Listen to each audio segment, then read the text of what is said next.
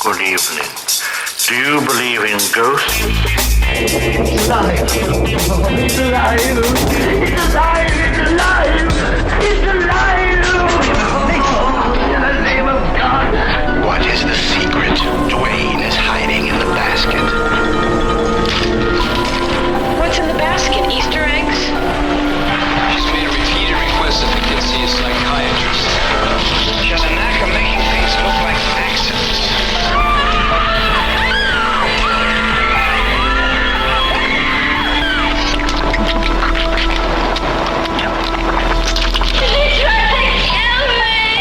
No more dolls, no more toys. Alice only plays with bodies. What's in the basket? Clothes.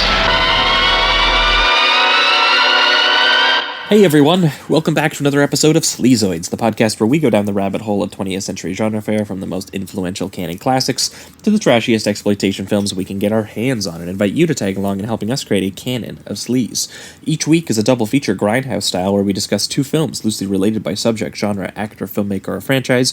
At the end of each episode, along with our honorary Sleazoids, which you can become by subscribing on Patreon. Michael Myers is returning to Haddonfield. Join the sleaze. We decide on all the official ratings and rankings for every film that we cover. Patreon subscribers also get an on-air shout-out and 2 bonus episodes every single month, which we have been doing for, we are approaching 3 years, which is insane. Wild. There are something like 60 plus bonus episodes waiting for you guys at least, as well as our bonus transmission series, which we have almost 20 of now, where we talk about new release genre films, which, believe it or not, they are still coming out. And I think they're trying. I think this week we're going to have one that's all Spooktober and Halloween themed. We're going to do a horror bonus transmission because we're going to talk about like Cronenberg Jr.'s Possessor film. Can't wait. There's a couple others that we want to talk about. We're going to talk about that, what looks like a terrible new Clive Barker adaptation from Hulu or something. Oh. Things are coming out. Beautiful. So we're going to be talking about that as well. And we've also been doing some screenings, virtual screenings with Jamie and I. Those are fun. Live. And we've had a couple people sign up for them. And I think we just did the free one for everyone listening to this, I think, like last week. And we did Blood Rage. But coming up, this coming Wednesday after you guys are, when you guys are listening to this, we're going to be doing Lucio Fulci's The New York Ripper for $10 patrons. So if you have any interest in that, again, patreon.com/Sleazoids podcast. For all those bonus episodes and virtual screenings, we're doing all kinds of stuff, especially this month, Spooktober. Yeah. Well, because this is the 3rd episode of Spooktober, I think. We love the spooky times. I'm losing track. I think it's actually the 4th episode of this Spooktober, because we got 5 episodes this year. Oh, yeah. 5 Saturdays. But speaking of which, I do have a lot of patrons to thank this week. So I'm going to start going through those now. We have Vinicius Gourmaras, Nick Ferguson, Lee Engelstad, Mark Dodson. At the $10 level, we have Alex Acton Jones, friend of the show. Nice. We have Oliver Ryan Bowes. We have Sean Armitage, Matthew Moore, Max Lopez, Christian, Kirk Cameron, Chris Lumpkin, and Ben Cloverfield Lane. Beautiful. Well, thank you guys. That's awesome. That's everyone. So that's a lot of people. Thanks so much, guys, for signing up. Hope you guys are enjoying all those bonus episodes. Yeah, that's awesome. That's the one plug for the week. The other plug, as always, is Apple Podcasts. If you guys are listening on Apple Podcasts, and I know that you are, I see the stats. While you're listening to this right now, scroll all the way down to the bottom and give us a good old rating and review there at the bottom. It helps us climb the ranks over at iTunes and helps us find new listeners, and we appreciate that as well. But that being said, welcome to another week. Welcome. I'm your host, Josh Lewis, and joining me, as always, is my co-host, Jamie Miller. Welcome back, guys. Welcome back. I think 2 weeks ago would have been the last time you guys, free listeners, would have heard from us, and we would have been doing our first free episode of Spooktober, where we had special guest Will Menaker of the Chapo Trap House podcast on to talk about sequels to canon classic horror films that are way better than they have any right to be. Oh, yeah. And we talked Richard Franklin's Psycho 2 from 1983, which was surprisingly sort of sad and tender And we Yeah. talked about Exorcist 3, which is also really sad, but not at all tender. Really Not bleak tender. and terrifying. Yeah, just horrifying the whole time. But we had a really good time talking about both of those films with Will, and Will made the case for Exorcist 3 as even better than the original, which I don't think Jamie and I were quite there on. No. But holy still, crap, it's so good. It is quite a film. Yeah, George C. Especially Scott for and Brad is just someone, monster. Someone not known for being a director. Yeah. Having the novelist William Peter Blatty himself take over for directing on that one. He only did like 2 films, I think. That one and the Ninth Configuration or something like that. So, pretty crazy. So again, if you want that episode, that was 2 weeks ago on any podcast listener of choice. But last week, for the patrons exclusively, we did the one Spooktober episode of the year that is always reserved for Italian horror, because no one does it quite like they do it. And we talked about Lucio Fulci's Zombie, or Zombie 2, as it was marketed in Italy, as this sort of cynical campaign to make it seem like it was a sequel to Dawn of the Dead, which was titled Zombie in Italy. But it's not at all related. But it is Fulci, God Fulci, doing a zombie film, and it's as graphic and as strange and surreal as you would expect of Lucio Fulci doing a quasi-zombie film. And I do also love the other alternate title, the Zombie Flesh Eaters. It's just, that's metal. That's very awesome.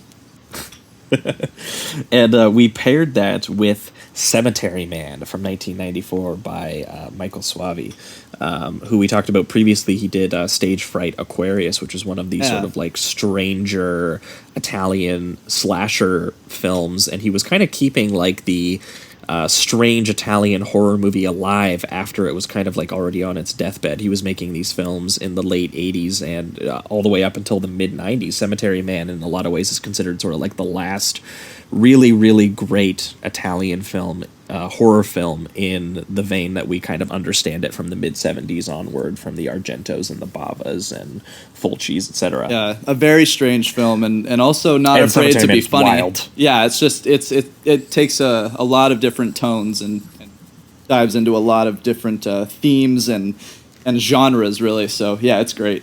Yeah, it's very creepy and nihilistic, but also very absurd and kind of cartoony in certain elements. And it Yeah. involves romantic necrophilia, which is always something on this show that, for some reason, somehow we popping have up. talked about that twice. Yeah, this keeps coming on to the show.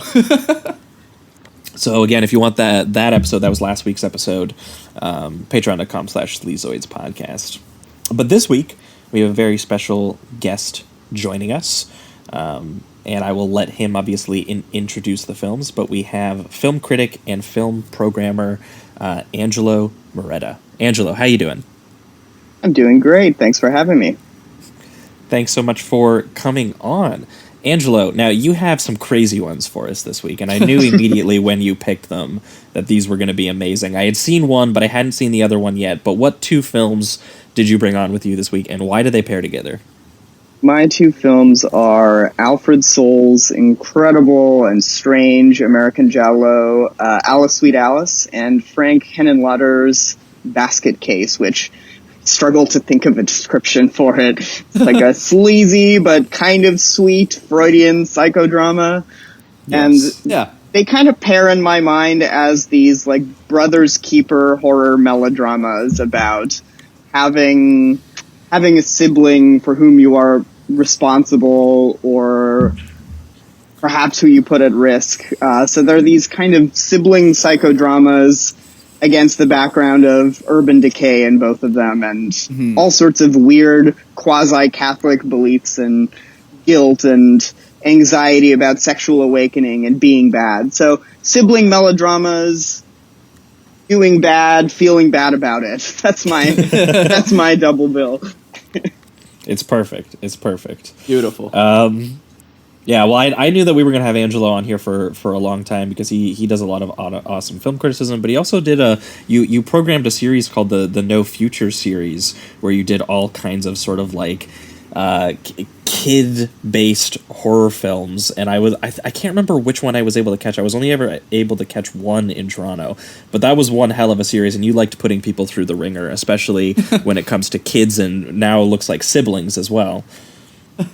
Yeah, and I did program Alice Sweet Alice as well. Basket Case never made it, although I think if pandemic times were not upon us, Basket Case would probably be in the mix at some point. Although they're a little bit older, I sort of stretched the definition of kids a little bit.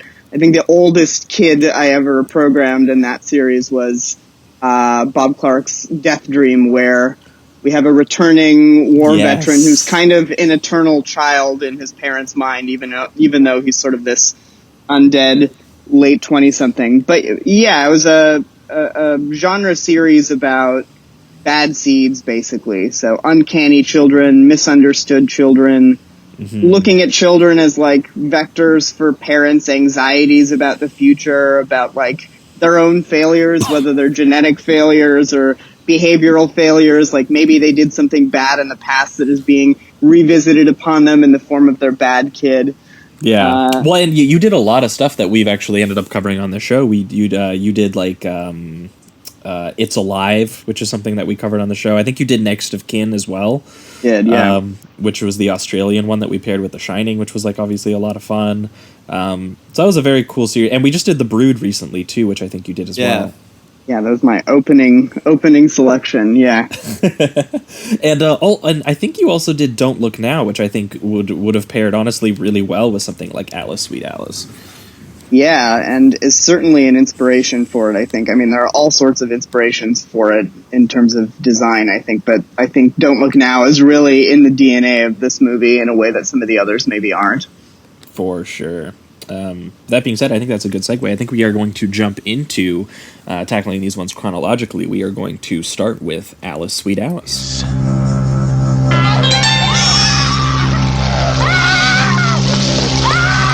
It's too late to save her.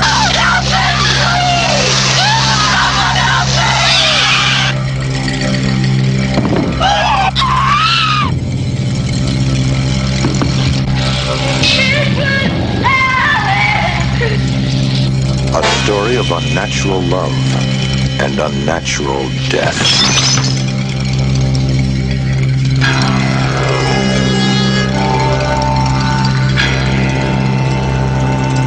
Brooke Shields in Holy Terror.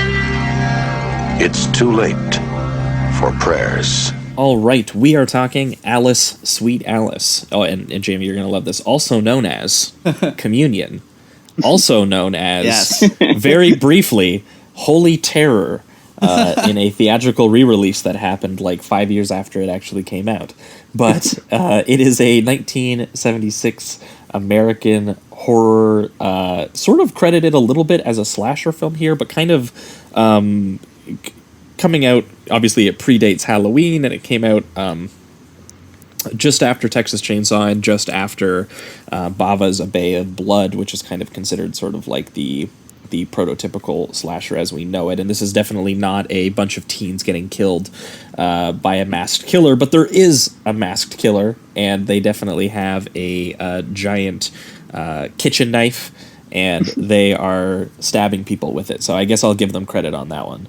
But the film is co-written and directed by one Alfred Soule, a sort of architect and former Catholic.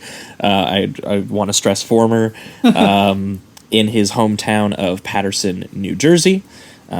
Where he was actually excommunicated from his local church for a film, for his directorial debut, which from what I understand was some sort of quasi-porno film that he ended up shooting in like the local bishop's house. Yeah, the Catholics aren't going to take too kindly to that one, I don't think. No, and basically, he just wanted to be a filmmaker, and he saw, like a lot of these filmmakers who were getting really big in the 70s, their first gigs before they got the money to make an independent film was, them doing like some sort of like for hire adult film so that, they could get some experience behind the camera and they could get some training on it, because he had no idea how to even like work cameras. So that was how he got started, and because he did this little underground adult film in his own community using members of the church and using some of their properties, because again he was an architect restoring a lot of historic buildings in New Jersey, which is where you'll get obviously some of the amazing location work that we see in Alice, Sweet Alice. But he was basically excommunicated from his church for making the adult film. They were very upset with him, and thus Communion, or Alice, Sweet Alice, was born.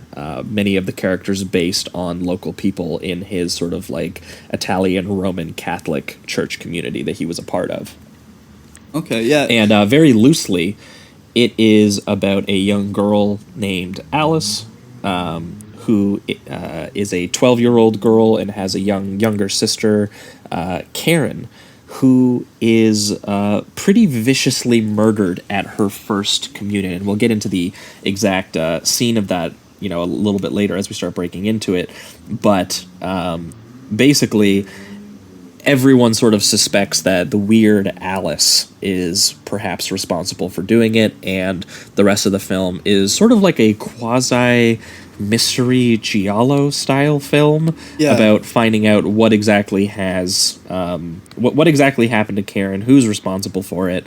And it actually reminded me a lot of because Angelo mentioned that Don't Look Now was huge. The filmmaker himself has cited it as huge inspiration for the film, but what it actually ended up reminding me of the most was Fulci's Don't Torture a Duckling. Oh, interesting. Which I don't know if you've seen, Angelo, but it is a movie about the church's fetishization of innocence and purity, which results in a bunch of children murder and the manhunt for this killer who is basically hell-bent on preserving the kids before they grow up and sin. And a lot of this movie is, I guess, for me, it's just so intensely stylized, and it has very strangely calibrated performances that are very clearly dubbed. So this feels like, honestly, the most sort of like Italian Catholic guilt giallo that came out of fucking nowhere, New Jersey.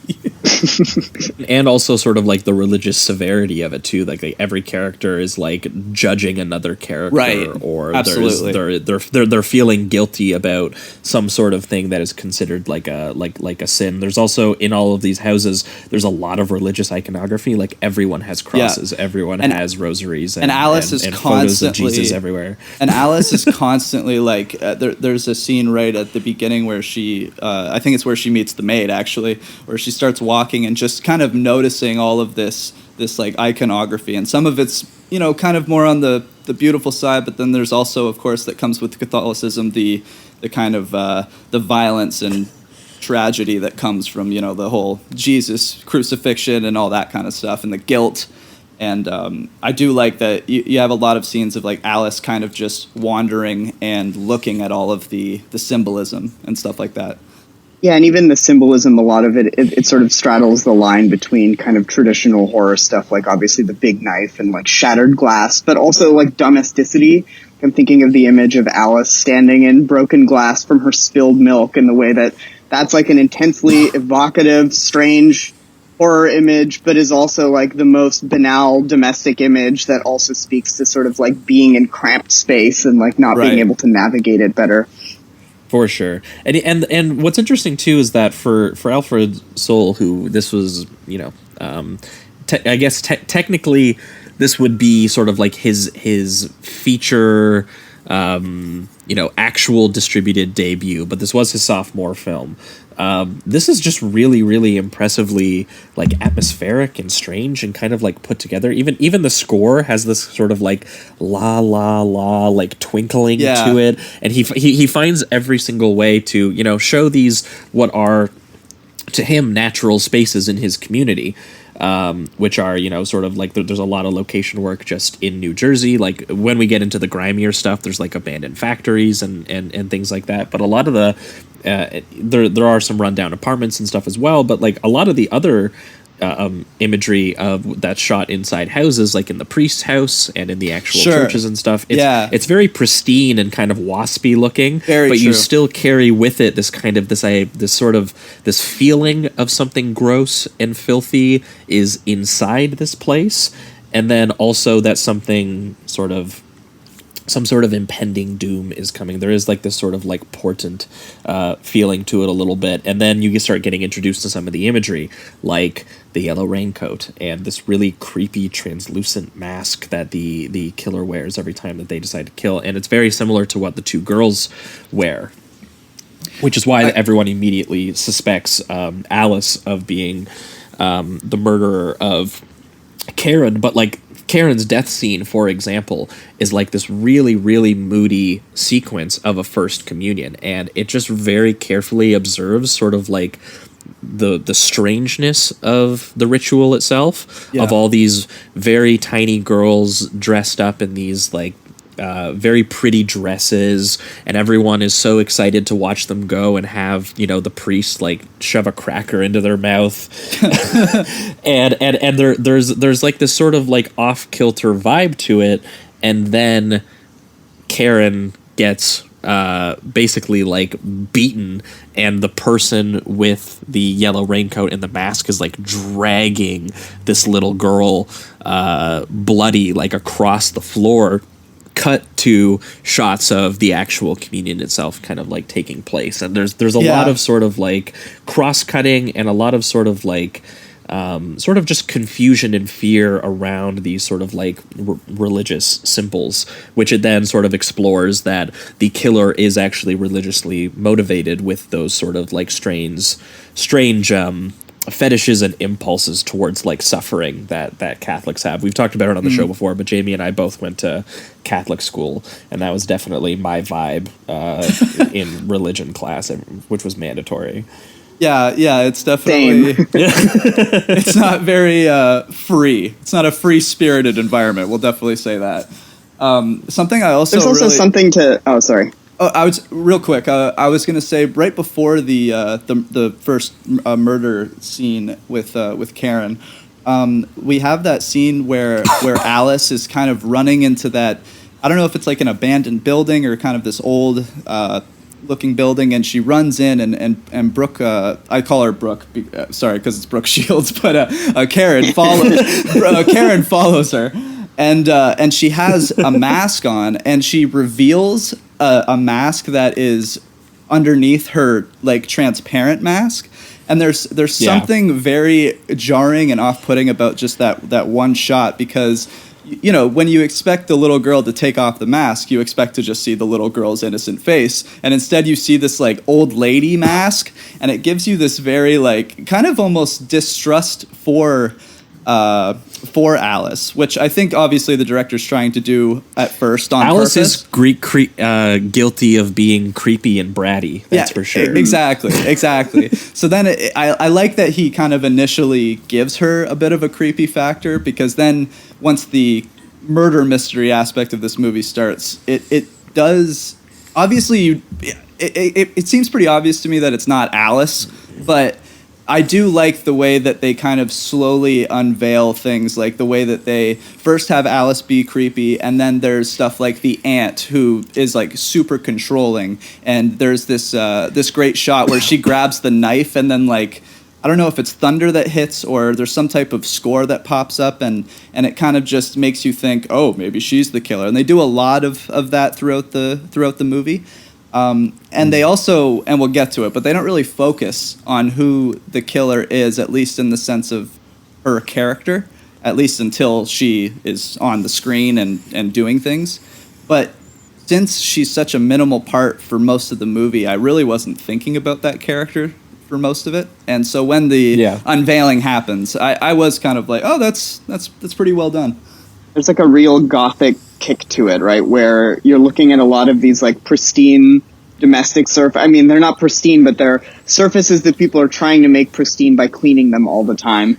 And then underneath these sort of ugly things that are festering underneath. Like when I watch this movie, I think of, it's going to sound strange, but Alice Munro and like the Southern Gothic short stories about like people endlessly scrubbing kitchen linoleum while also harboring these intensely ugly, dark thoughts beneath it. I think that's kind of the tension that's working here, where you've got like people doing their best to deny their base impulses, but there's that kind of like hairy, sweaty ugliness underneath it. Yeah, absolutely.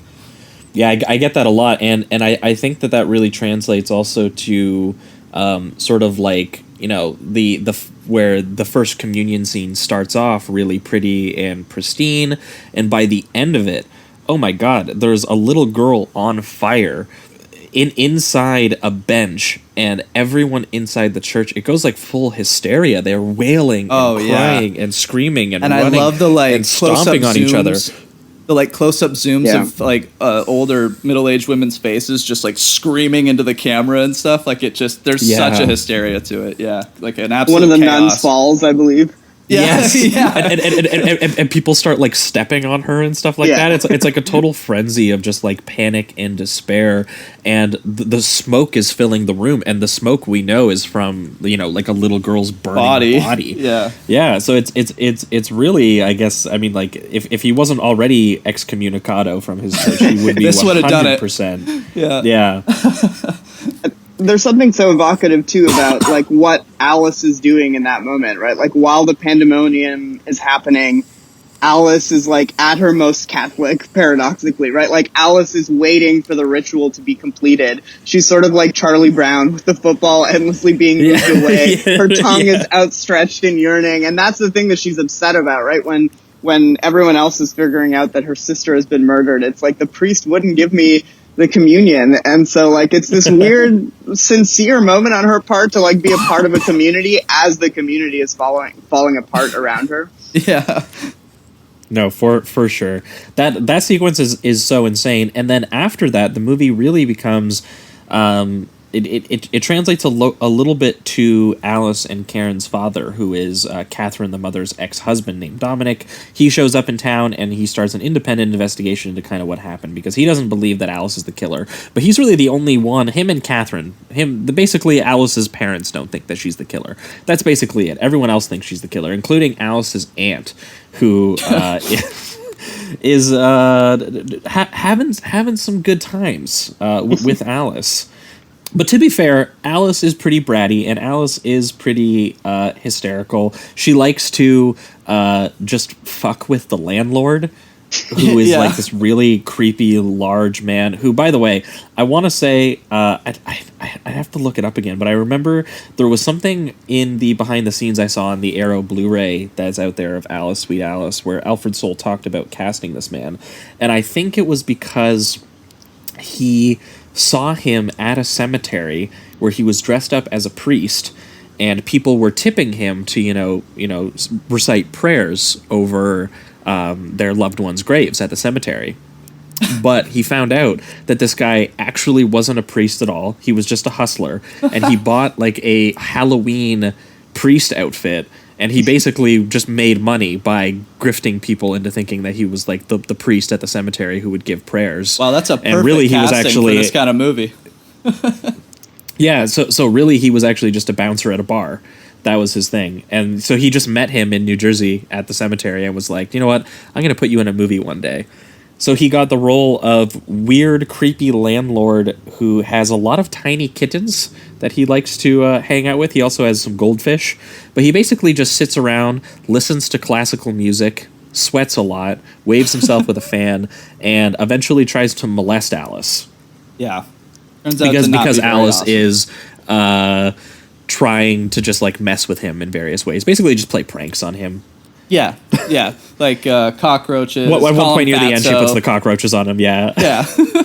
Just standard little kid stuff. Yeah, but not nice. So Alice's home life is really, really messed up, because basically, you know, her parents are trying to make her like this perfect Catholic little child, but she actually suffers from a lot of the, you know, other people in the family, like the aunt. The aunt like threatens to like hit her. There is a little bit of an abusive thing happening there, and then there's also this relationship that she has with the landlord and with sort of like the filthier aspects of the community that she's actually a part of, and also that Alice just likes to mess with people in general. So there's just this weird, interesting thing. I think it speaks to what Angelo was talking about, that there are people trying very, very hard to put on, you know, sort of like this image of being proper and clean and very Catholic, but almost everything actually in their community is much seedier, much grosser. And this does feel like the movie made from the point of view of someone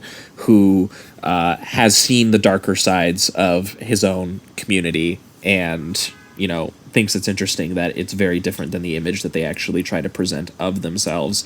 And the push and pull of this entire movie then becomes is how gross and how filthy do you think, you know, people in this community are willing to go? Do you think that Alice could be a killer? Because as so many people are like, Alice, you know, I didn't think too much of her, but she likes to make things happen and then call them accidents, which is consistent with what we sort of see of Alice in her scenes as well. And she also just has like creepy ass dolls, and then there's like a doll mask that's killing people, and also the killer is attacking people that she's annoyed with, like the sequence where the killer stabs her aunt. And there's something so vicious about this scene because he doesn't actually kill the aunt. It's so much worse. The killer takes the knife and drops it like right into her, like just above her kneecap, into her thigh, and starts like twisting it around and stuff like that, and also stabbing her in the foot and stuff. And just watching the aunt just scream at the top of her lungs, and how hysterical and strange the filmmaking gets in moments like this, and how heightened and stylized it matches these performances. And then also, like, that's the scene too where she's crawling outside into the rain, correct? Yeah. Right. And then you have that where the sister is like holding her while she's bleeding out on the front porch, I guess. And she's screaming, and the rain is just pouring down, so it's just very emotional, very heavy. And then they take the sister to the hospital, I believe, and what you see afterwards is just a big puddle of blood in the rain. And I loved that whole sequence. It was so dark and just so like depressing, honestly. Just the heavy rain, the blood flowing, the fact that we think that it was probably a 10-year-old that did it at the time. And speaking of Alice as well, again, she really doesn't set up any proper alibis. We'll say that's for sure. Like she seems very guilty for the first like hour of this film.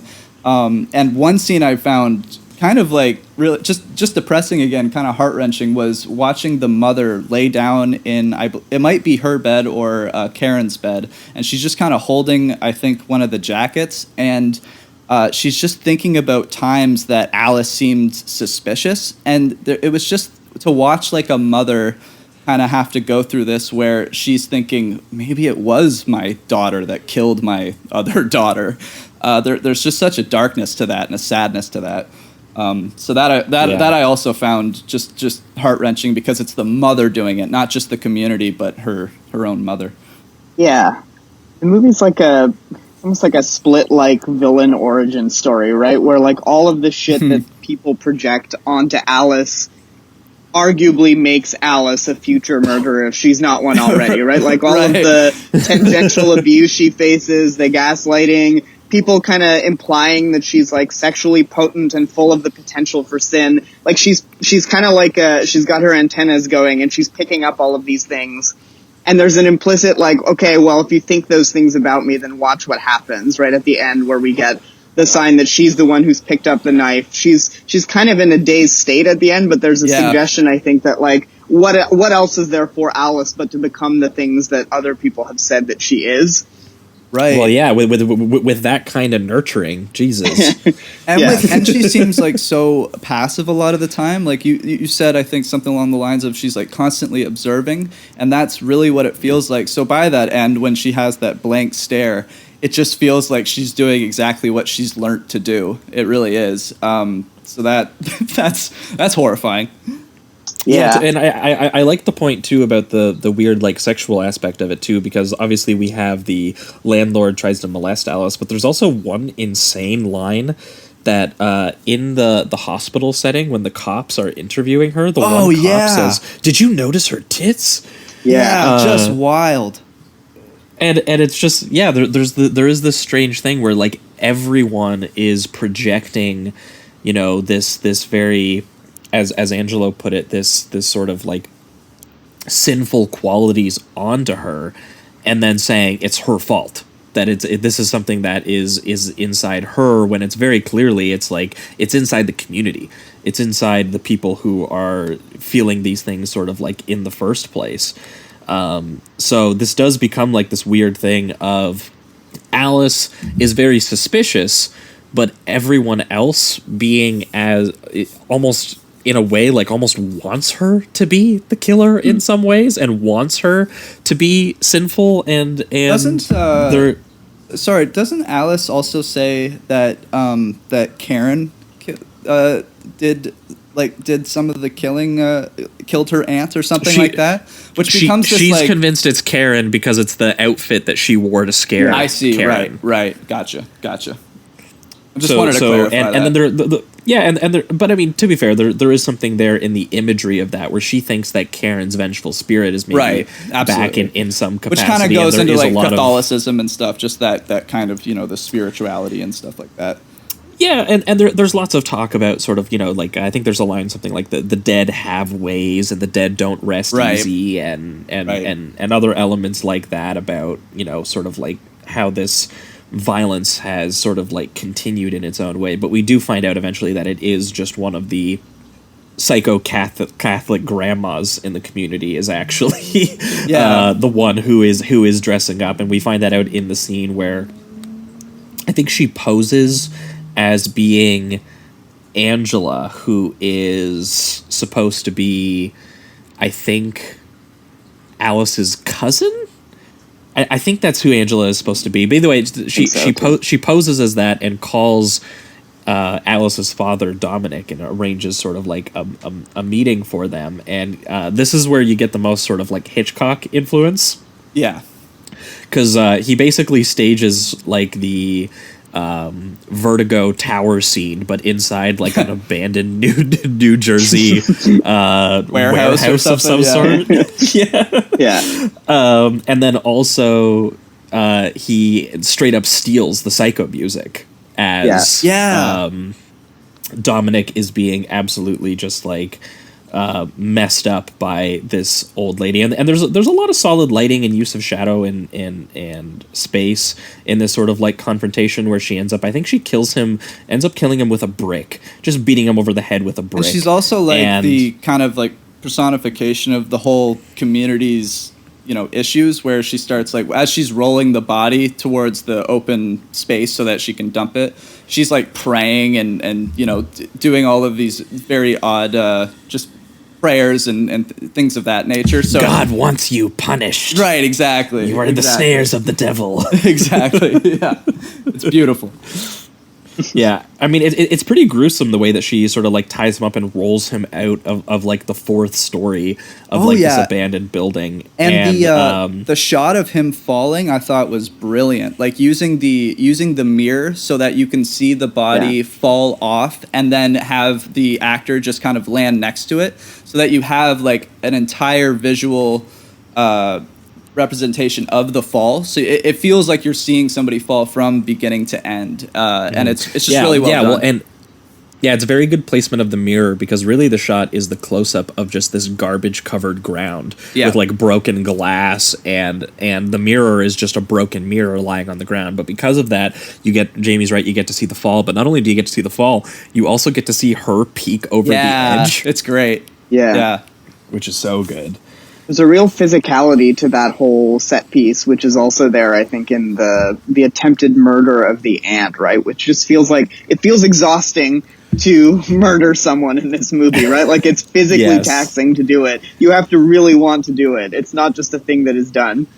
Yeah, it's brutal. Yeah. Like when they're, for instance, I think a good example of that is when eventually Alfonso gets stabbed, and the stabbing of him is just brutal. Like, you see the knife go in his chest, and there's there's a real sense of like urgency to the killing, because I think he grabs her at the time, and so she just like starts stabbing away. And it's just so brutal. It's very just quick and brutal, and but and I like this idea too of it being really difficult to actually or the impact of actually killing someone being so gruesome, because it really does reveal that, like, you really, she has these feelings of, these people are committing sins and, they need to be punished for their sins in some capacity, but the actual focus on the punishment is what Alfred Soule does in the filmmaking, and he really doesn't let you get away from the punishment itself.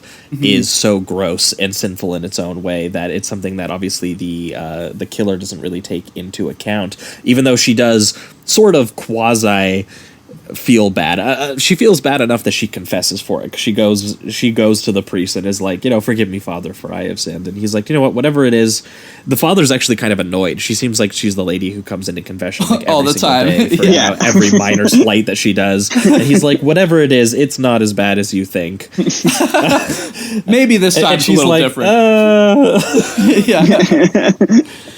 And there's also a good line that he gets too about he's like, I'm your confessor, but I'm also your friend.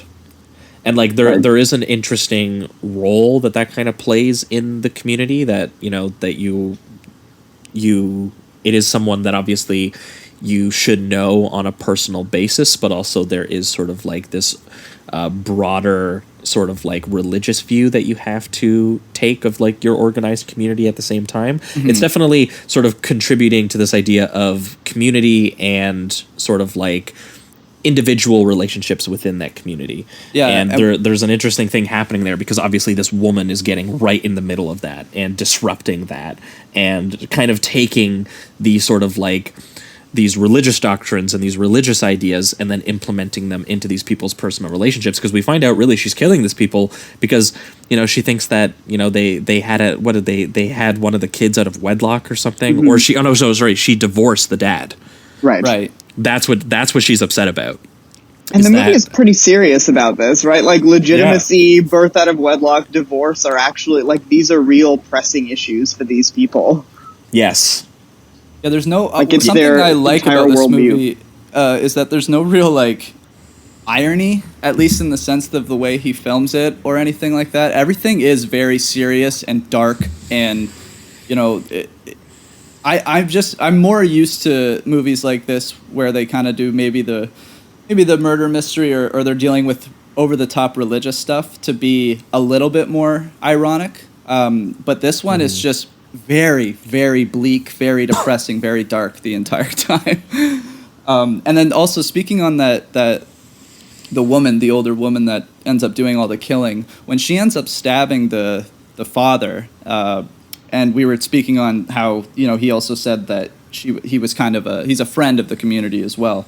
She gives him like a hug, like she holds the body as he just kind of like drains out, basically. And there was this, it was like a sense of something, like she lost something too when she had to kill the priest. There was something very, I don't know, strange and off-putting about that. I thought you were talking about the Alice's father, like the actual father. Oh no, sorry, I meant the priest, the reverend, the father at the end. That scene is absolutely insane, and it's especially insane because at that point she has killed obviously many people in the community, but she has killed Alfonso, the landlord, because Alice put cockroaches on him as a prank, and then he runs out into the hall furious about the cockroaches all over him, and he sees the yellow raincoat, and he goes, that's Alice. So he grabs this girl thinking that, he's just like messing around with her, thinking that this is like the girl who just put cockroaches on him. He's not going to kill her. But it turns out that it is actually the woman dressed up in the outfit. She turns around, pulls the knife, stabs him in the chest. Obviously, Jamie talked about how impactful those sort of like stabbings themselves are. Oh, God, but this is how she gets seen. She gets seen by one of the detectives running out the back door. So at this point, they know who it is. And they let her go to the church. They're like, we are going to capture her at the church. So they're going to use the church and the father and the sort of this communion that's happening as bait.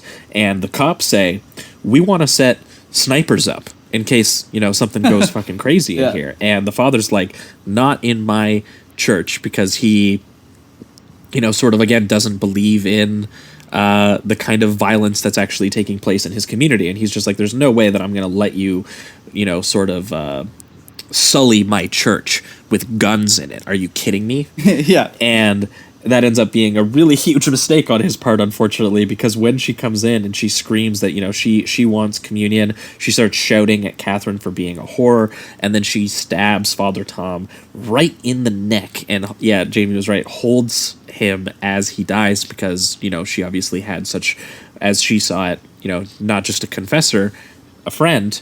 Mm-hmm. But how brutal that is, and how basically the father lets her do that. I don't know 100% that he knew that was going to happen, but he might as well have just let her do that, which might be the only act of sort of like real belief that kind of like takes place in the film. But it's revealed then to everyone that Alice was not the killer, it was this woman. But this strange tracking shot that they do where the hysteria breaks out in the church again, and the violence itself is back inside the church in front of everyone's view. No one can look away from the filthinesses of what has just taken place, and Alice walks away with the knife and with the coat and walks away through the crowd in like slow motion as the crowd is like in hysteria, and then she just looks at the camera and the movie ends. Yeah, and it's this complete blank stare too, which gives you that kind of Very like we were creepy. talking about it earlier, which is just it's either someone that's found themselves in a very bad way, or she's on her way to doing so. It definitely doesn't bring upon anything that's like hopeful for her character. No, and I really like Paula E. Shepherd in the role, who by the way is 19 years old, playing a 12-year-old. She does a good job. She's 19? Yeah, she's 19 Holy in shit. this film. She does not look 19. That's crazy. Yeah. That's wild. Very strange performance. Yeah. She's she's kind of stiff at times, but like the stiffness sort of suits the character in that she's not really able to sort of develop as a person except through these fucked up ideas that other people have about her. But like, yeah, there's a real strange, like, watching someone take their baby steps into being a person that happens over the course of the movie with respect to her character. And I find that ending really interesting in that, like, it's both, like I was saying earlier, it's like the serial killer origin story, but also it's like the beginning of her coming of age, right? Now that like other people's shit is finally out in the open, maybe Alice can kind of find out who the hell she is, and probably it's not good. But it's kind of interesting that the movie sort of lets her sort of start her story at that point, I think is the suggestion. Yeah, for sure. Well, pivoting towards the reductive rating round, this one gets a real solid 4 from me. I really think that I really wish I honestly just got to see Alfred Soule direct some more stuff, because he has a good sense of visuals in this. I mean, as someone who was a architect and home designer for a lot of his local community, that obviously inspired the look of a lot of the places that he chose. I'm pretty sure he just shot in friends' house and like raised the money to make this film like from friends and family, basically. And obviously, he was deeply inside this Italian Catholic community in New Jersey that he was able to depict here as very ugly and troubling. I thought it was also worth noting that he actually got William Lustig to do the gore for this film, who obviously famously would go on to direct things like Maniac. Oh, wow. And Maniac Cop. So very movies with very famous gore in them, we'll say anyway. So this was one of the earliest films that he worked on, and he was called in basically just to do the gore for this film, because obviously Alfred Soule was not familiar with how to do that kind of stuff. But I think that Soule just did a really good job transpiring something like the hysteria and grief that is you feel in something like Don't Look Now into something that's really sort of like lurid and nasty depiction of his own religious community. And he has a lot of like really effectively troubling use of that, those sort of symbols and images, and like there's so much ugly wallpaper and marble and statues of Christ and crucifixions and things that just decorate like every scene you kind of watch in this, and then to sort of translate sort of like the ugliness and the impulses towards violence and suffering that sort of are the undercurrent of so much Catholic imagery and sort of the idea of sort of like punishment and sin, and rendering that in just really gruesome bodily harm, I think is really, really effective on his part, and bringing that into, you know, sort of like the dissolution of family and community and sort of like religious institutions all at the same time. I gotta say, this works really, really well. So credit to Soul all the way on that. Yeah, I would also give it a 4 out of 5. This was great. I really did engage with even the kind of murder mystery aspect of it.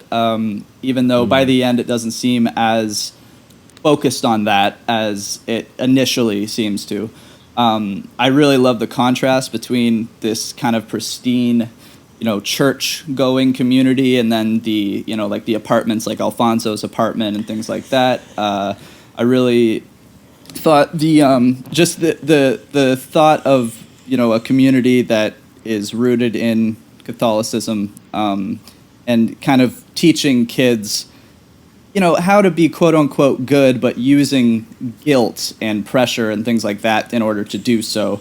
It's very accurate, just because I would know. And being so focused on the idea of sinning, which is why it reminded me so much of don't torture a duckling, because obviously the opposite of sinning is obviously the innocence which they fetishize in these children.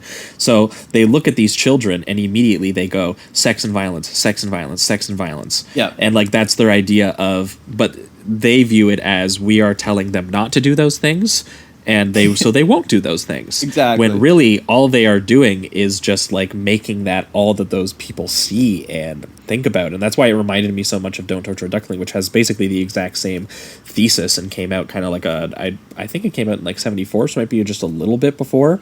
And also how much Soul very clearly, he says it's unintentional, but oh my God, even the musical cues and the unsettling, eerie, sort of like formal tricks and the reflections and the colors and the style, it's so Italian giallo. yeah, absolutely. So I'll give it a 4 out of 5. This was really awesome. And I don't. What else has Alfred Soul done? Has he done any other Nothing. big? Oh, so this is really his big movie. Okay. Well, yeah, it's great. I'm kind of disappointed to hear that, just because I'd like to see some more. But this was great. Yeah, I think he had some like very. I'm pretty sure he had that adult film he made before this, and I think he did one other feature in the 80s, but I remember it like I couldn't find them. Okay, so I have no idea. So this was the story he really wanted to tell. So damn, that's some darkness right there, brother. But for you, Angelo, I'd also give it a 4. I think like what amazes me about it is that like it's this rumpled, dirty, sweaty, like tenement brick shithouse set movie that also takes pretty sincerely, I think, like what its characters feel about this milieu that they find themselves in. Like it's so thoroughly lived in and thought through. There's a conversation at one point where I think Alice's mother is saying to her father, like, haven't I had more than my share of suffering? And he says back to her, there's no such thing as a share. And that feels like so suffused in the movie, right? Like it's a movie that's interested in like, do the things that you do result in bad things or good things happening to you? And it really is like earnestly asking those questions. I think at the same time as it's this like borderline grindhousey giallo at the same time, right? Like it's balancing those instincts quite well, I think. Mm-hmm. Yeah, I agree. Well, it's definitely taking these sort of like religious themes very, very seriously on like a character level, and then infusing them with just so much psycho Catholic energy. Exactly. Which I think is a good fusion. It's a good way of accessing those feelings. I feel like does it successfully. But I think that'll wrap it up for Alice, Sweet Alice. We are going to be right back, and we are going to be talking about Basket Case. What's in the basket? Clothes. What's in the basket?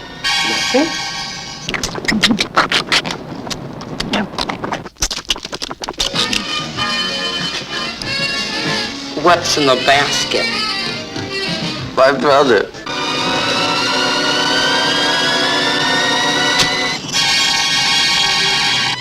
What's in the basket? Open it, if you dare. Basket case. All right, we are back, and we are talking Basket Case, the 1982 American horror film written and directed by Frank Henenlotter. It's also I believe it's his directorial debut, and a lot of you might know him as he's well known in trash circles for this film, as well as Brain Damage, which came out in 1988. He really likes films about small things attached to you, whispering in your ear and stuff like that. Brain Damage is insane if you haven't seen it. I haven't, and then actually. also Frankenhooker, which is exactly what the title says it is. Love it. I gotta check those out. But Basket Case kind of has a bit of a notorious premise, and that is because it is about a young man from upstate New York named Dwayne, who comes to the big city, to Times Square, to locate some doctors who might have separated him and his conjoined brother against their will, and they seek revenge against that. But the twist is that his conjoined brother is basically a demented little meatball that screams and kills people. And it's not really conjoined brothers in the way, or siblings in the way that I guess you would think of, sort of like two people attached at the hip. This is just like a tiny little monstrous head with two little arms, and its name is Bilal. Oh, is that okay? I think. and all he does is scream at the top of his lungs and murder things and eat a lot of hamburgers. He eats a lot of hamburgers, and he carries them around in like a wicker basket, and yeah, basically they are just out strolling the New York gutters looking for the people who separated them against their will and sort of like dehumanize them. And the thing that is surprising, as we'll get into it obviously, is that similar to Alice, Sweet Alice, it's like it has some ridiculous elements, but it takes them very, very seriously very emotionally seriously. Yeah. Like you have shots of and we'll get to the context, but like you have shots eventually of the brother, the meatball brother. What's his name again? Bilal? I think it's Bilal. Okay, I'll just say Bilal. We'll just go with that. And like shots of him just like overlooking the city on a windowsill and just screaming out in pure emotion and things like that. Like it's so strange and at times should be silly, but you're right. Like it's constantly taking itself seriously, which I purely admire. I think it really makes the movie work in a way that I thought was going to be much more ironic, and instead I was oddly invested in the brother relationship. So yeah, it was pretty wild. Yeah. There's a tenderness in the relationship, right? Like there's that very odd but like kind of sweet moment where Dwayne is helping Bilal off the toilet, right? And there's a suggestion that like they're caregivers and they're symbiotically attached, and like the movie is like weirdly invested in this is a real concrete physical thing, and like it's interested in the way that they communicate. Like, on some level, it's obviously a joke, right? Like, it kind of plays like Han Solo talking to Chewbacca, and, like, obviously they understand each other. Like, right. Similarly here, you have moments where Dwayne is talking to him, and, like, his performance is a little stiff, let's say. But he's, like, speaking, and the assumption is that Bilal is talking in his ear without us actually hearing him. But it's also, like, actually invested in what that might be like to have this kind of communication that goes beyond words, that like is always present. It like actually is interested in the existential state of being attached to someone in this way that other people can't see, but that you know is present all the time. Yeah, absolutely.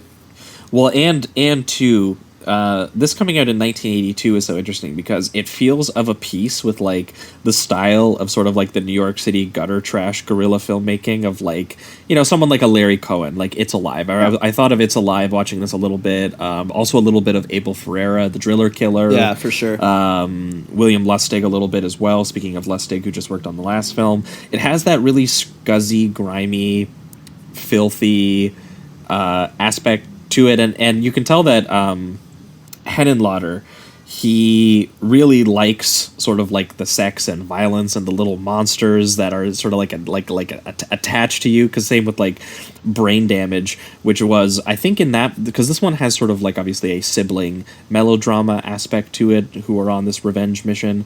Brain Damage, I believe, was an addiction allegory, which turned into like a creature feature, and he takes like this experimental drug that then grows his brain into like this like additional brain that hangs outside of his body, and he talks like this. Hi. And like that's the voice that he does as he like tells the guy that he's got to take him out to like kill people. But like the ways that it's basically like the original Venom. Yeah. It has its own voice and personality. Like it's like attached to him. And I think in that movie the most shocking violence is the one where it poses as a penis, so the girl goes to like give one of the characters like a blowjob basically, and the little brain basically just pops out the back of her head and sucks her brains out. So that's fun, and because he loves mixing like that really like trash exploitation element into it. He was on the record saying that everyone said that he made horror films, and he liked to clarify that he's like, I make exploitation films, because exploitation films, unlike, you know, like horror films can be Hollywood productions, and he was like, exploitation films have, you know, sort of like this guerrilla attitude. They're ruder, they're raunchier, they deal with material that people are kind of like afraid to touch on. And he says they're very sex, drugs, and rock and roll is how he views exploitation filmmaking. And he grew up, it's worth noting, watching a lot of 60s and 70s sexploitation films, basically like in New York City on 42nd Street. So that was why when, you know, he came up, it made sense that, you know, in 1982, this kind of movie honestly was like a little dated. So it's interesting, you know, that he was basically, he just loved that seediness style to it, which makes it perfect for this show. Obviously, this is one of the films that was actually covered in Sleazoids Express, obviously what we've named our show after, where they did a whole bunch of issues of all of the films that played sort of like the New York City sleaze and exploitation scene, and this was like one of the big hits. This is kind of seen as a little bit of like the father of like the splatter film, a little bit. That's pretty sweet. So yeah, but then to mix that, to basically be coming up with like this very rude and gross, and as he put it, like raunchy splatter film about, you know, what is like this little monster killing doctors because the doctors separated him from his own brother against his will. And those scenes are really gruesome when he kills those doctors. But then to sort of like flip that on its head, and to actually end up turning this into what is a combination of, you know, a grimy, no-budget splatter movie, and then, like, this, like, melodrama about the two brothers and how sort of like dehumanized they were. And when we start getting flashbacks of like the father who, you know, the mother died giving birth to them, so he sees them as nothing but little monsters, and he basically is like, why don't we just like kill them already? And then they were like, well, we can separate the one because the one's a little monster and the other one could have a normal life, not realizing that, you know, they actually do have a very emotional connection to each other.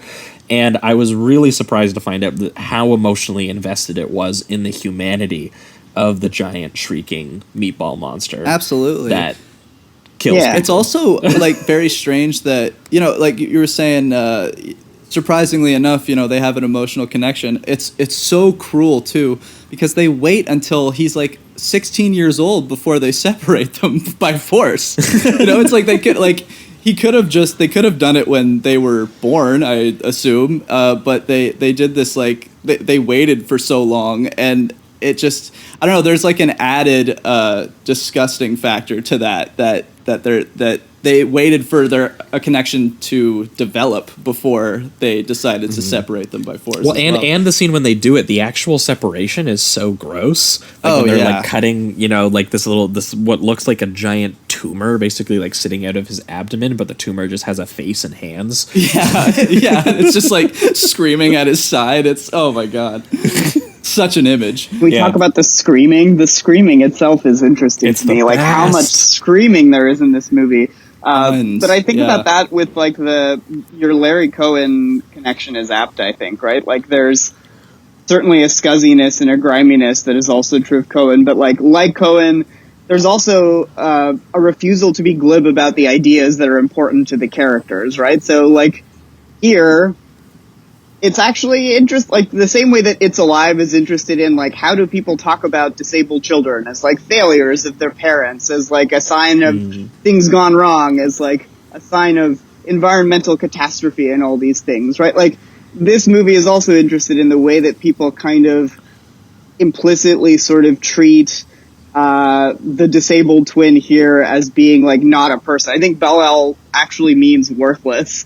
So there's like something in that's interesting. And, like, the staging of that scene, like you said, the father talking about the monstrous kids who killed the mother, like, it almost looks like it's from a Terrence Davies movie. Like, the whole family is gathered around and, like, there's this weird frontal perspective of them as they're having this big family meeting.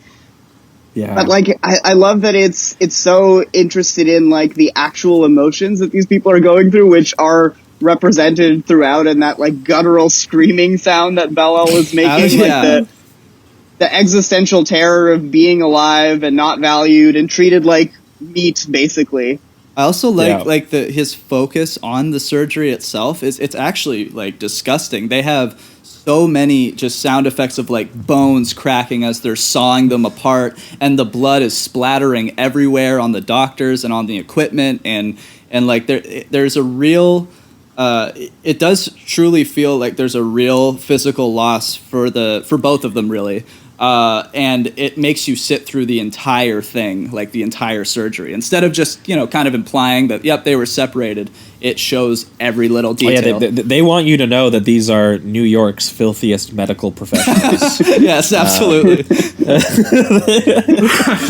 Well, and it's funny, too, because obviously he really uses his limited budget to capture things like that as well, because not only are these doctors willing to work after hours and do a private surgery that they to be fair to them, I guess they do it successfully, and they end up not even killing Bilal somehow. But the doctor's offices and stuff, like all the location work in this is just like New York City guerrilla filming locations that they could get. So like basically most of the movie takes place in a motel that basically looks like where they did the shootout drug and sex haven and at the end of Taxi Driver. Yeah, for sure. and then even the doctor's offices are like clearly made out of like abandoned buildings. Oh yeah, there's like pipes in the background and they're all rusted and stuff. Like every there's really gross textures everywhere. Yeah, every single place they go into in this movie looks completely grimy. Like there's no real contrast like we have in Alice, Sweet Alice. This one is just completely filthy and just very small spaces the entire time. Well, I think it's worth noting that this is almost entirely because this is a budgetary constraint. Because absolutely, it ends up working really well. If the number. Yeah, it does, because like obviously you would think that you would be able to maybe get access to a doctor's office and be able to shoot in it for part of a day. Instead, they're like, now let's just make this like abandoned building look like a doctor's office, and we'll make this like this office that he actually has is just not even an office. It's terrible. Yeah, it just feels like the city's decaying. Yeah, it's all like stained wallpaper and like chipped wood, and New York is just like this seedy cesspool, basically. Exactly. Which, to be fair, it is kind of what New York looked like in general in the late 70s and early 80s as is. Yeah. But there's this really interesting sort of thing that derives from that, because again, this is another thing that's interested in sort of getting in the filth or getting into the filth of this particular emotional situation. And unlike Alice, Sweet Alice, like there's not even an attempt to cover it up. Even the doctors are just so fucking disgusting, and when Bilal gets his hand on them, they're even worse. He just makes them look basically like their surroundings. And some of the kills, dude, like when he just like, and some of it's pretty funny because again the limitations in their own way are sort of charming, but like Bilal is just like this meatball that just like grabs onto a dude's face and starts like shredding people's faces. There's one doctor that he shoves all of her medical instruments like into her face, and she's looking at the camera and screaming with like 5 knives like sticking out of her face. And the gore is actually impressive, considering again I think that they only had like a $30,000 budget for this film, and from what I understand there was 4 crew members. Okay. So there was the cast, and then there was 4 people behind the camera, and you assume it was the director, the person holding the camera, probably the person doing some sort of sound, and probably someone doing some light and some grip work. That's basically it. That's wild. I also I love the one kill that when they kill the father, or at least Bilal kills the father. He has that like wagon death trap set up, and it just like with a huge saw too. Like I don't even know how he would set it up. Got a saw, it's got a machete sticking in it. Yeah, like the brother had to have helped him with that, because I don't know how that meatball monster set it up like that. But this giant chain. This giant like buzzsaw is just going, and the wagon just gets loose and then cuts him completely in half. Which I do like the kind of like the irony in that, where he cuts his dad in half, like they split them apart. Like that's just hilarious. Well, and the shot too of both legs just falling in either direction. They don't actually show you the full split in half, but they take 2 fake legs and cover them in blood and just have them fall either direction. So your brain kind of does the rest of the work. It's great. And then another visual I love with the brother is I can't remember who it was who comes in, but someone walks into their room and he's just like attached to the wall somehow, and then like jumps onto him, and it's just such an odd image because it's I just don't know how physically he does that, but apparently he's capable of it.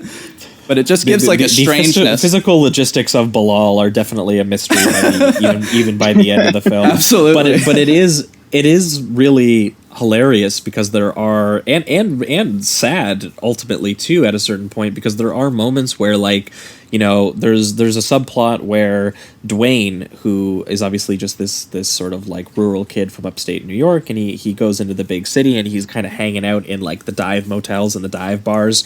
And what's kind of sweet is that everyone kind of like welcomes him in a little bit. They're like, you know, welcome to our small little community, and he starts having like a good time. He's going out for drinks. He even meets a girl, one of the secretaries for one of the doctors that they kill. And he starts like sparking up like a really sweet relationship with them. And there's a bit where, you know, she's talking about taking him on all the tours of New York and taking him to Radio City and the World Trade Center. And she was going to be like a tour guide for him, and they, you know, it's the only images during the day where he goes out with her that, you know, it's like they're bright and they're hanging out on the water. Yeah, there's a bit of relief. And, you know, there's something different happening there. And Bilal, obviously, because of, you know, what's been done to him, there's really no option. He's on a single-minded mission to just fucking kill these doctors, and all he has is his brother, and this girl threatens that, and he thinks that he is actually losing his brother, and because they have some sort of psychic connection, as he's like kissing, you know, sort of like the secretary, there is this scene where Bilal just starts flipping out. He gets himself out of his basket. He just starts like throwing shit and screaming. And it's pretty there's just sweet. This very primal rage, and him just like throwing lamps around the room. And everyone in the motel is like, okay, who is screaming and breaking shit now? And and I really do like the way that they filmed it, because they use kind of like a lot of close-ups of him kind of sporadically yelling and kind of spazzing out. And then they also use, I think it's claymation, to have him like physically get out of the drawer. It's just stop motion. Oh, stop motion. Okay. But it's just very effective, and it was an interesting scene to see, because I didn't know how they were going to make him destroy an entire room, you know, using this character design. So I was genuinely impressed, and especially for such a low budget, he pulls off a lot of odd physical character moves that I didn't think he'd be able to do with the amount of money he must have had. Pretty impressive. There's that great sight gag where Dwayne is finally going to have his first sexual experience, and she says, I think, take me, Dwayne, as Bilal announces himself and pops out of the wicker basket, revealing himself in all his anger. But there's something interesting there too, right? Like it's goofy and it's a sight gag, and it kind of works as like a grotesque sight gag. Like there's obviously something kind of phallic going on with the way he's popping out of the box, as it were, but it's also like actually kind of saying something tentative about passing. Like Dwayne is also a freak, right? Dwayne was also part of that family meeting about whether he should live or not, but like he's able to pass as just a normal rural kid, whereas Bilal is like all meatball, right? Bilal is not able to pass, and he's pissed about it, and the movie is actually interested in like, what would it be like to be unable to communicate except in this guttural form and to have to be like carried around, but to also have intense feelings and emotions. And like, obviously it's goofy, right? But like it's taking it quite seriously and quite straightforwardly. Yeah. Well, yeah, and it gets incredibly horrifying when Bilal obviously is upset that Dwayne, he might be losing Dwayne to this woman, so he basically decides that he's going to go kill the woman, and also that he's going to try and have sex with her, because he's just like, if Dwayne is getting this thing, I should be getting this thing. And that image of her dead and Bilal basically looking like he's trying to like rape her on top of her is insane. It's bizarre. Insane. Yeah, never seen anything quite like that, I will say. It's and it sucks too, though, in a way, because like obviously there's murder and all this stuff, but it's mostly towards the doctors that did all this horrible stuff. And in that scene, it's like completely unforgivable, which is a bit of a bummer for Bilal. Or once again, I keep feeling like I'm not saying his name right, but whatever. No, you're saying it exactly right. Killing it, exactly killing right. It. But that was a bit of a really sad scene for me. And that's where Dwayne gets completely disillusioned, right? Yeah, because it's like their single-minded mission to sort of like, hurt the people that have hurt them has extended beyond that mission statement at this point. Because he says something like, she was one of the pure ones, she was a good one, why do you always, why do you do this to me, why won't you let me just kind of love, basically. It becomes this thing where before it was the brothers on this adventure and journey to get revenge, and there was like a togetherness for them. And now that there's this separation, it's revealed how much the normal brother is kind of also resenting his conjoined brother, which is, there's a real sadness there.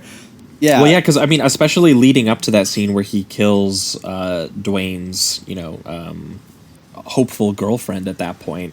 I believe the first part of that scene is Bilal imagining himself as Dwayne, right? Or in Dwayne's body. Mm-hmm. He's imagining himself if he was the one who, was able to, as Angelo put it, to pass. He was the one who was able to have the normal physicality. Right. And so technically, when he goes there with sort of, I guess you could say, pure intentions of like, I'm going to win the girl over. I'm going to, and like that's kind of Bilal's idea.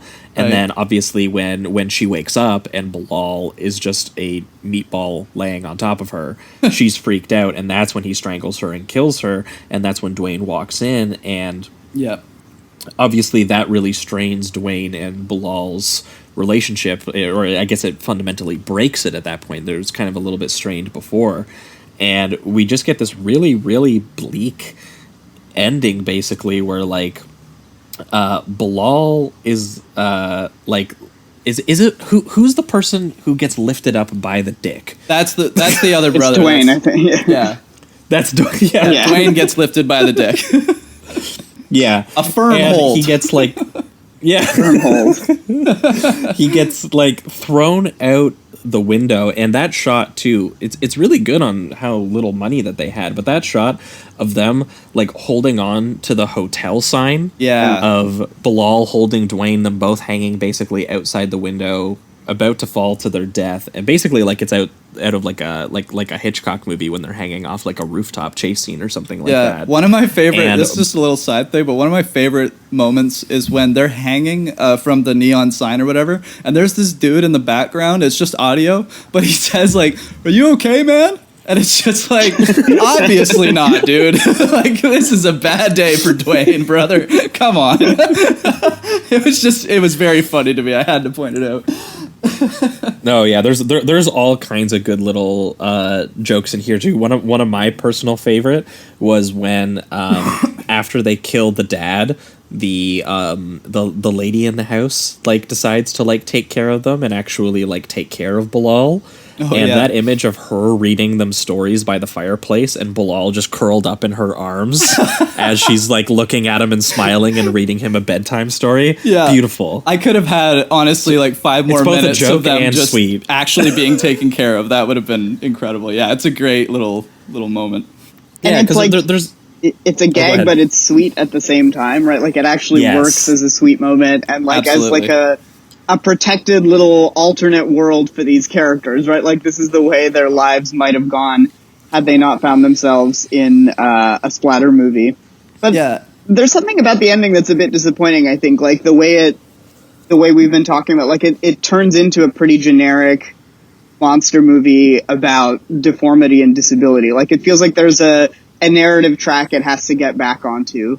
I'm thinking about this because I'm giving a talk on Splice later, which is, in my mind, sort of occupies a similar space where there's a monster that's like grotesque, but also like you're protective toward it and you sympathize with the monster, where like you're invited in these movies to kind of marvel at the form of the monster. And like in this case, the form is obviously junky and kind of crummy looking, but also like impressively tactile. But, like, the movie can't sustain them for very long, right? Like, the monster has to die at some point. We can't just have monsters in the world potentially sexually assaulting women, right? Like, the movie has to find a way in those last 10 minutes to really tell us that, like, Bilal is not long for this world.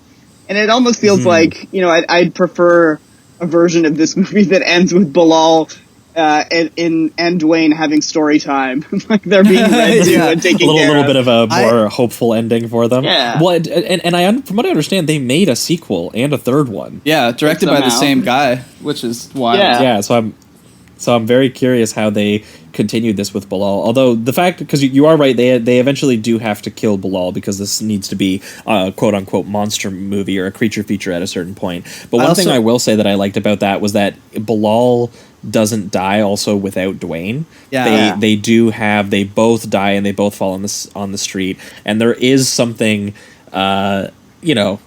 gruesomely poetic about both of them on the New York City filthy street, both just like bleeding out, splattered on the street a little bit. After what they came there to do. I think as much as I do understand kind of the route they went with, like, you know, Bilal's jealousy and things of that nature, I do think it probably would have been a little bit better just for their character moments to have more so, like, once the community once Bilal is revealed to the community, that's what pushes them towards their death rather than like their own kind of shit, because it feels to me like the movie throughout is kind of saying that, like, it's similar to like Alice Sweet Alice, where it's like the community is the one that gets to say who is right to live and who isn't and who belongs in the society and whatnot. And instead it turns into like he's the bad guy in a way, and I kind of get what you're saying. I think the community being the evil would have been a little bit better.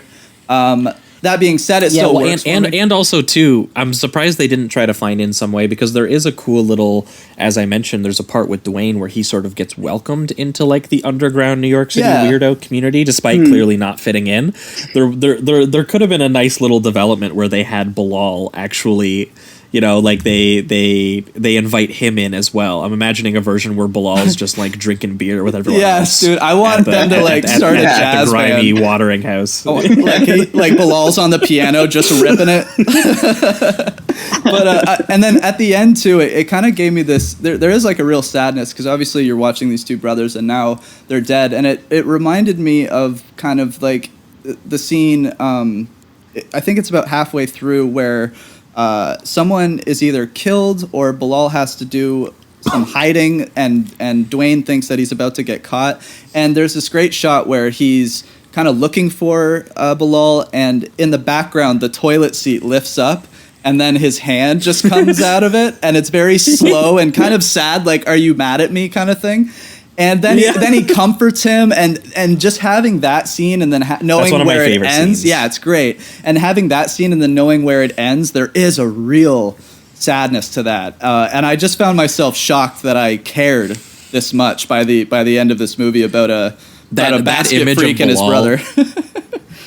that image of Bilal just sitting on the toilet.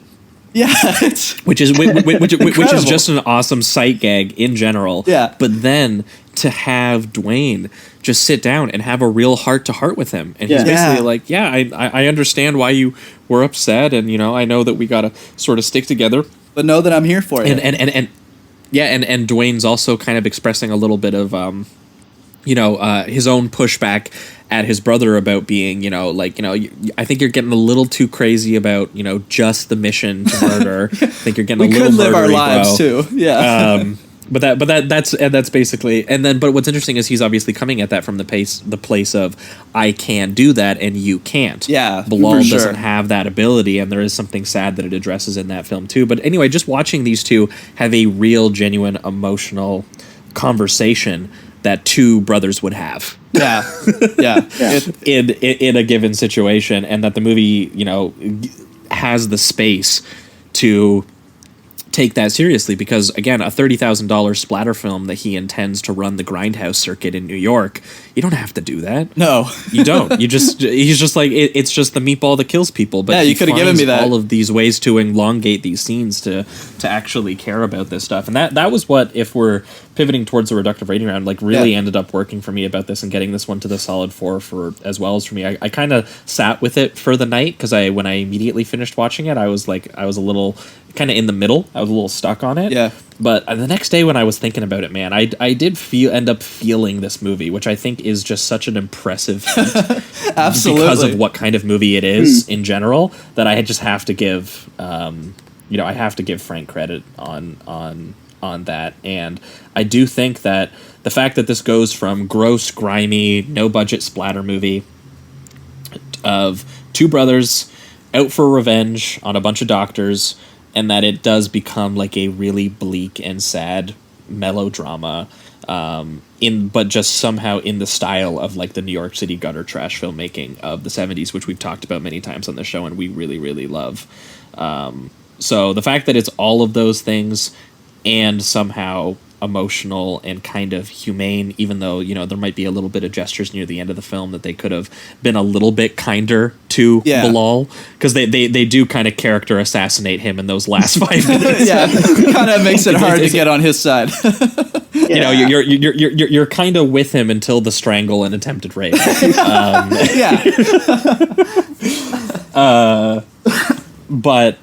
But I do think that, still the final sequence ends up working, and the final shot of the film does end up working, and you are left with this feeling of sadness and humanity of this giant shrieking meatball monster named Bilal, who literally the only line he has in this film is "Ah!" Yeah, just a incredibly emotional scream. Oh my god, yeah. I'm also gonna give it the 4. This just feels like one of those movies that's so unique. That I have to respect it even on those grounds. But then he is somehow able to, make a meatball monster sympathetic, and I loved the difference, the contrast of like what I was saying with that toilet scene and then ending with such tragedy. There's a real sadness to that, and I was expecting just a pure vengeance kind of revenge movie with a basket monster, and instead you kind of do really get this odd melodrama that I can say I've never seen anything like it before. So this is a 4 out of 5. I'm definitely going to check out the sequels, because I'm very curious as to how he would make more of these after the ending we got. Maybe, I don't know, maybe it's a prequel. I have no idea. But I'm very interested. And you definitely have to check out Brain Damage, because Brain Damage, I think, was the main movie where he got like a legit budget. Okay. So like the little slimy, creepy brain that keeps like popping out of this dude's like back and stuff like that and killing people. Really, really impressive like visual effect just in general. And also he just like upped the gag aspect to it, because again, the voice, instead of just yelling, his voice is like, "How you doing, Jimmy?" That's just like such a good choice. That's the voice of the character who is attached to him. And again, he, instead of doing a melodrama, he does sort of like an addiction allegory for it, but it's still just as grimy and on the streets and stuff like that as well. So awesome. Yeah, and also I just love this guy's like the grimy and just really gross style to this movie. I mean, everything looks so just old and such a, once again, very small spaces, and even the doctor's office has like pipes and rust everywhere, and it's just, it's just never ending in that regard. And they even have some like really odd guerrilla shots. Like I think there's a sequence where he's dreaming and he's running throughout the New York streets at night naked. And it's just like full frontal Bush right there. So I mean, he goes all. Well, for no, it. because that's the one. That's the one where Bilal thinks that he's his brother. Going Oh, to the girl, I right? see. I see. Because Bilal's not imagining himself in clothes, which I think is a genius fucking gag. Right. Because Bilal's never wearing clothes. Bilal's always naked, so he imagines himself in his brother's body naked. That's so good. So it's just that's so good. And yeah, all the Times Square period stuff. Or I guess it's not period stuff. It's street stuff. They literally just filmed it there. Yeah. But Times Square was just so seedy, dude. Like all the porn houses and the dudes walking on the street being like, "Yo, you want Columbia smoke? You want cocaine? You want Quaaludes? You want angel dust? You want tranquilizers? I got girls." I forgot to I mention love that panhandler. Yeah, that drug dealer scene is so funny because he just starts lifting off things that I've never even heard of. I was like, damn, man, you got a list. You got an inventory right And then there. once he knows it's not a sale, he's like, fuck you. I do it like that. Yeah, he's like, "What the fuck is wrong with you?" Yeah. To this like dork carrying a twill basket. Yeah. You're telling me you don't want prostitutes and cocaine? Come on now. But yeah, it's 4 out of 5 for me. This was a wild ride, and I loved it, honestly. So yeah. Oh yeah, for you, Angelo. I'm gonna go with a 4 too. I think it works. It works really well, as we've been saying, as this exemplar of gutter trash. But it also works as like physical horror at times. Like I'm thinking of the really strange moment where we're seeing Bilal like manhandling the TV and just like breaking the knob off while ripping it. Yeah.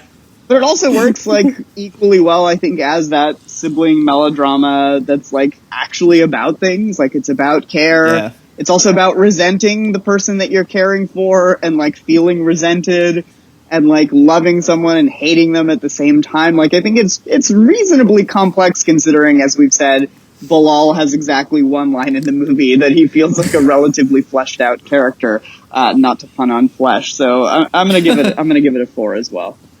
Awesome. Nice. Well, I think that'll wrap it up for this week. That was Alice, Sweet Alice, 1976, and Basket Case, 1982. Thanks, Angelo, so much for joining us this week and bringing these those films were great. with you. Thank you so much for having me. It was a pleasure. This is usually the part of the show where if you've got anything to plug, we let you do that. So what are you doing, Angelo? What's going on?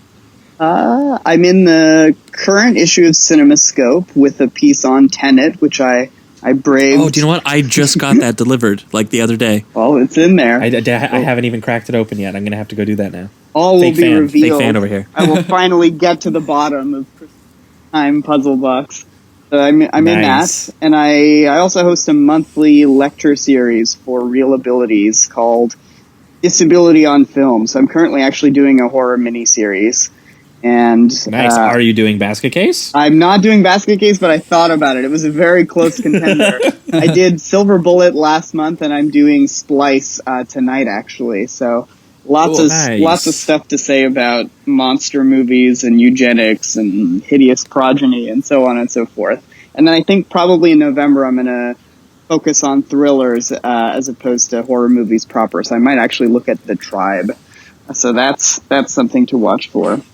Otherwise, well, good note about Splice, because I remember watching that movie and thinking of it as the movie that Adrian Brody has sex with his lab-created like amphibious animal daughter, and I think I saw that when I was like 15, and it freaked me out. Wild, pretty wild. And I don't think that I've watched it since, and I should give it another shot. It holds up. I mean, it's definitely wild. It kind of like Basket Case. The last 30 minutes really just like go in all of the directions that you think. You're like, I don't know if this movie is going to go there, and then you're like, yeah, it's actually filling out it's fulfilling its potential in all of the wildest ways. Absolutely. Nice. Well, for our listeners, we are going to be back, obviously, as I mentioned, for $10 patrons next week. We are going to be doing our virtual screening exclusive for those patrons. The link is going to go out on October 28th, so anyone who signs up to $10 before October 28th, we're going to be watching Lucio Fulci's The New York Ripper, and you can watch Jamie react live to a Fulci movie, which I'm sure is going to be really fun, and to some of the stuff that happens in that Fulci movie in particular. I yell a lot during, because I've seen it. Jamie hasn't. We're gonna have a good time. Yeah, it's gonna be fun. But for next week's episode, we have a big one. It's going to go up on Halloween Day, and we are going to be doing a sequel episode to one of our bigger episodes from 2018 where we did Halloween 1, 2, and 3. So we are going to be following that up, and we are going to be continuing the Halloween franchise. And we're going to be talking about 4, The Return of Michael Myers, 5, The Revenge of Michael Myers, and 6, The Curse of Michael Myers. Starring Paul Rudd. Oddly enough. Starring and introducing That's right. Paul Rudd. That's right. His very first movie. Unreal. So we're going to be talking about all 3 sort of like sequels to the immediate trilogy in Halloween, and there's some pretty insane stuff to talk about in there. So if you want that episode, again, patreon.com/Sleazoids podcast. That's going to be next week's bonus episode. And then the week after, Spooktober will be done, because that'll be the last episode of Spooktober. We figured we'd end with a big triple feature. We're going to be moving into November. And usually in November, we try to stick a little bit of noir-vember stuff. We try to stick to the realm of like crime movies and stuff. Yeah. So we are going to be back with a special guest, and we are going to be talking about Ringo Lam's City on Fire, starring Chow Yun-Fat. Awesome. And then we are also going to be talking about, I believe it's Bill Duke's Deep Cover from 1992, starring Lawrence Fishburne and Jeff Goldblum. Awesome. That'll be fun. So I have somehow never seen either of these movies. So when the neither. guest pitched them, I was like, okay, I'm excited. These have been on my watch list for like 5 years, so I should eventually get them off there. So that's going to start us off into our month of sort of like crime movies and such. Excellent. But that being said, that's what you can expect for over the next 2 weeks there. That'll wrap it up for everything this week. Thanks so much for listening, and keep it sleazy. Keep it sleazy.